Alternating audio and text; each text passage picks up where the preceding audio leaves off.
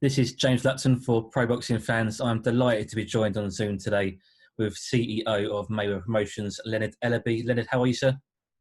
Great. How you doing today, James? Very good, very good. As I say, thanks for joining me today. Let's get straight into it. Gervonta Davis, a few days ago, a fantastic performance. Leo Santa Cruz. Talk to me about the victory from your perspective. It was a tremendous victory. The fans, they got the treat. The fans were definitely treated.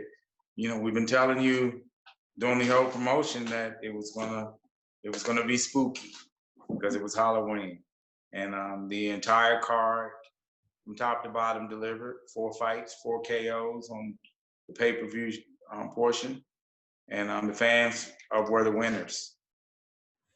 Absolutely. You mentioned there 4 KOs on obviously Gervonta's KO. Unbelievable. Knockout of the year for you? Most definitely. Most definitely. Fantastic. Can it be topped? Yet to be seen. It's certainly a great victory for him, and it's certainly put him on a map and into talks with the pound for pound categories as well.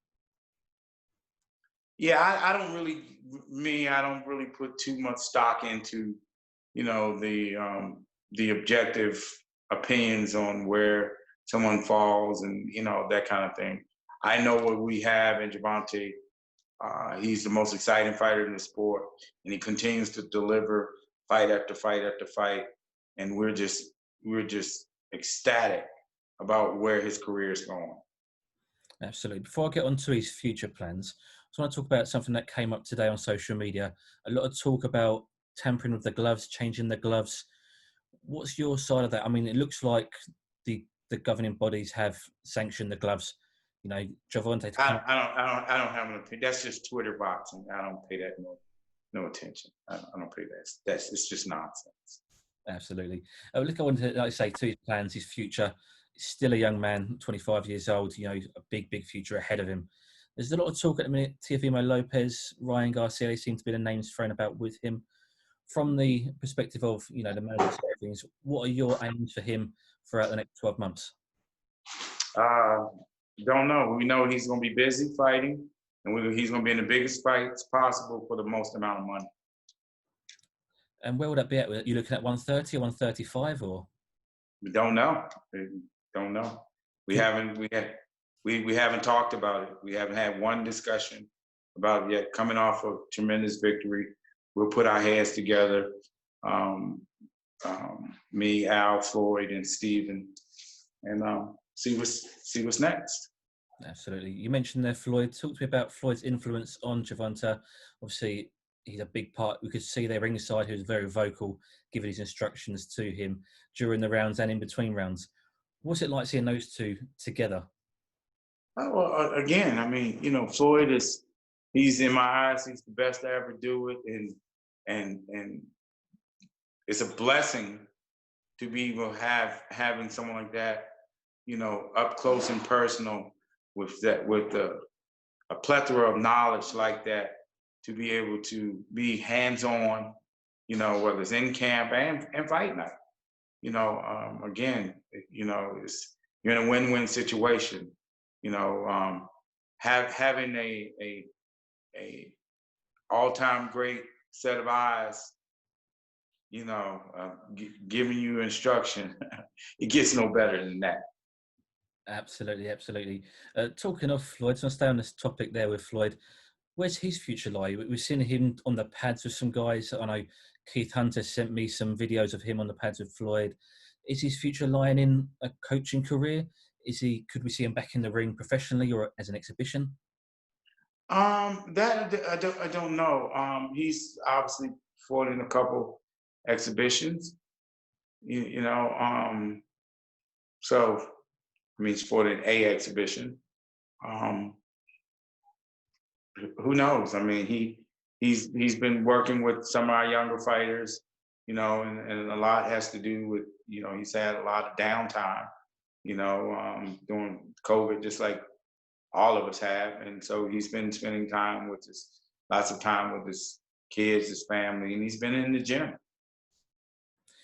Do you see the potential there for Floyd to make a good trainer, or do you see any hunger or desire that he still wants to fight and compete?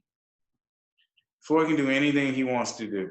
I mean, he's proven that he's made some great decisions as it relates to his career is concerned. Um, he's extremely motivated. He's in great shape. He keeps himself in great shape because he takes pride in how he presents himself to the public, and he's so he keeps his body and his mind sharp at all times. So whatever he chooses to do, he'll let the entire world know if there's anything. But I'm just happy that he's in the situation and retired from the sport at 43, set for 50 lifetimes, you know, and he's just living his best life. Absolutely. There's a couple of other Mayweather promotion fighters on a undercard of a certain other exhibition. Mike Tyson Jr. You've got Viddal Riley and Badu Jack both out on the undercard there. Just how exciting is it for these guys, especially Viddal at such a young age and early in his career, to be on these big fights? I'm really, really excited about Viddal. He's going to be a force to be reckoned with. He really, really is. He's just, as soon as COVID clears up, we're gonna get him back rolling, and really, really excited. He has a great opportunity, on the Tyson card, to get some great exposure. I'm really excited for him, as Badu as well, and that's what it's about. Just, keep staying busy, and continuing to elevate yourself, in a positive way. So yeah, I'm really, really excited where Dale's career is going. I could see your eyes lit up there when I mentioned Viddal. I could see the excitement in you there about Viddal Riley. I spoke to Viddal a few times and I asked him how it came about with him being assigned to you guys. And he said that it was a conversation with yourself and he had to earn the contract. What did you see in Viddal and what do you see in Viddal that earned him that contract with you guys?